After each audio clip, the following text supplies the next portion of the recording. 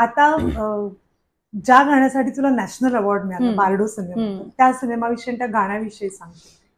मी मगाशी तुला म्हणलं तसं असे माझे योग आहेत काही की मी केलेली कामं थोडीशी वेळ घेतात रसिकांसमोर यायला. तर थोडासा नाही, ह्यावेळेस आता खूप जास्ती वेळ लागलाय की राष्ट्रीय पुरस्कार पण मिळालाय, पण ते गाणंच समहाऊ प्रदर्शित झालेलं नाहीये, होत नाहीये. कदाचित होईल ह्या वर्षात अशी मी आशा करते. पण हे गाणं मी गायले होते 2016 किंवा 17ला, इतक्या पूर्वी गायले होते, जेव्हा माझं लग्नही झालं नव्हतं. आणि माझा योगायोगांवर खूप विश्वास आहे, माझा देवावर खूप विश्वास आहे. आणि त्या एक म्हणजे कुठली तरी एक शक्ती आहे जी आपल्यापेक्षा जास्ती आपला विचार करते, असं यावर माझा खूप विश्वास आहे. सो मी लग्नही झालेलं नव्हतं तेव्हा असंच स्क्रॅच गायले होते रोहनकडे, त्यांच्या घरच्या सेटअपवर. बारडो नावाची फिल्म ते करतायत असं मला त्यांनी सांगितलं की ह्याच्या आधी मी डॉक्टर रखमाबाई नावाची फिल्म त्याच्यासाठी त्यांच्याकडे गायले होते. मन वढाय अशी बहिणाबाईंची कविता होती. आणि असंच अहिराणी म्हणजे रस्टिक असा तो टोन होता, जो माझा अगदी अजिबातच नॅचरल टोन नाही. पण मी रोहनकडे खूप एक्सपेरिमेंट्स असे केले होते. सो त्यांनी जेव्हा ह्या चित्रपट करायचं ठरवलं तेव्हा ते म्हणले की ह्याच्या आधीचा आपला ते गाणं लोकांसमोर आलं नाही बहिणाबाई चित्रपटातलं, सॉरी रखमाबाई चित्रपटातलं, पण तो टोन आम्हाला तुझा नक्कीच यूज करायचा आहे कुठल्या तरी गाण्यात. तर आता हा आमचा चित्रपट आहे जो आम्ही स्वतःच करतोय. सो आता आमची अशी इच्छा आहे की तू हे गावंस.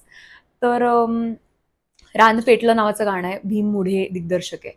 आणि तो रेकॉर्डिंगच्या वेळेस होता आणि लिटरली ह्याच्याही पेक्षा अर्धाच त्यांचा सेटअप आहे, एवढीच जागा होती जिथे त्यांनी मला आधी ते मोंटाजेस दाखवले. आणि तो एक फ्युनरल सिक्वेन्स आहे.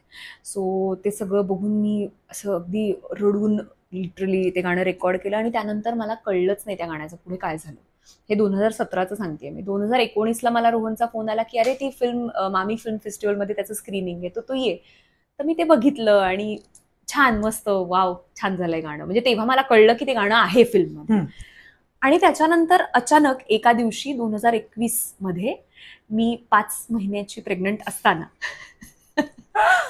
22 मार्च ह्या दिवशी मला आशिषचा फोन आला दुपारी की अगं माझ्या एका कलिगचा मला फोन आलाय आणि ते असं म्हणतायत की तुला नॅशनल अवॉर्ड मिळालाय.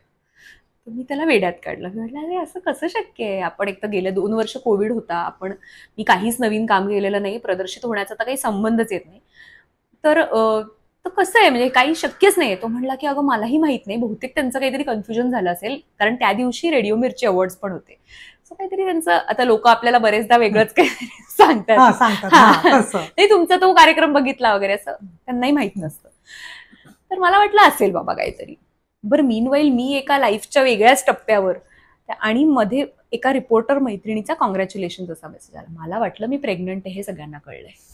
मी वेगळ्याच ट्रिपवर. मी म्हटलं बापरे, आता मी मीडियाला काय उत्तरं देऊ, मला नव्हतं एवढ्या लवकर सांगायचं वगैरे. तर मी तिला व्हॉट फॉर असा रिप्लाय केला. तर ती म्हणली नॅशनल अवॉर्ड. तर मला दुसरा हा मेसेज, आणि मग तिसरा, मग चौथा, मग आशिषचा परत फोन आला. तो म्हणला की अगं ते बारडो नाही का, आपण ते मामीला गेलो होतो फिल्म बघायला, ती ही फिल्म त्याच्यासाठी मिळालंय. म्हणलं अरे बापरे. मग त्यानंतरचं सगळं अंधुकमय, मला काही आठवतच नाहीये. सांगण्याचा मुद्दा हा, योगायोग हा, की जे गाणं मी लग्नही झालेलं नसताना गायलं होतं, त्या गाण्यासाठी मला नॅशनल अवॉर्ड मिळाला. आणि ते गाणं एका आईच्या तोंडचं होतं, जे मी आईपणाच्या उंबरठ्यावर असताना मला मिळालं. तर तो एक खूप मोठा प्रसाद आणि ते मोठं ब्लेसिंग आहे. तू माझ्या मुलीलाही बारडो म्हणतेस. कारण मला अजून वाटतं 22 मार्चला जेव्हा ते डिक्लेअर झालं, 23 मार्चला आम्ही दोघी भेटणार होतो, म्हणून मी 22ला तुला फोन केला आणि ते कळलं, म्हटलं कॉंग्रॅच्युलेशन. आणि मी तेव्हा तिला म्हटलं होतं तुला मुलगा हो, ती प्रेग्नंट आहे म्हणून आम्हाला तिला भेटायचं होतं. करेक्ट. तुला मुलगा हो मुलगी हो, तिला मी बारडोच म्हणणार. सो तिच्या लेकीला मी बारडोच म्हणते, दुसरं काहीच म्हणत नाही. कारण मला असं वाटतं ते तिच्यासाठी एक नॅशनल गिफ्ट, 2 नॅशनल गिफ्ट तिला एकत्र मिळाली अवॉर्डची, एक तिची लेक आणि ते अवॉर्ड. ते गाणं म्हणून दाखव ना. जरूर.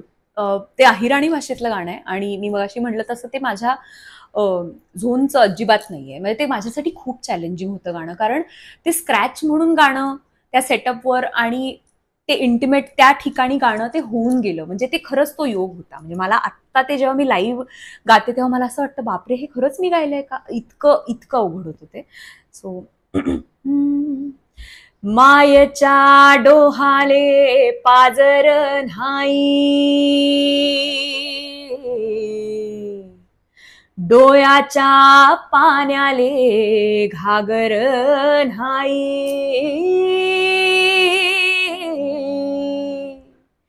मायच्या डोहाले पाजर नाही, डोळ्याच्या पाण्याले घागर नाही, कोंडला श्वास इजली आस, काहुरौरात दाटल,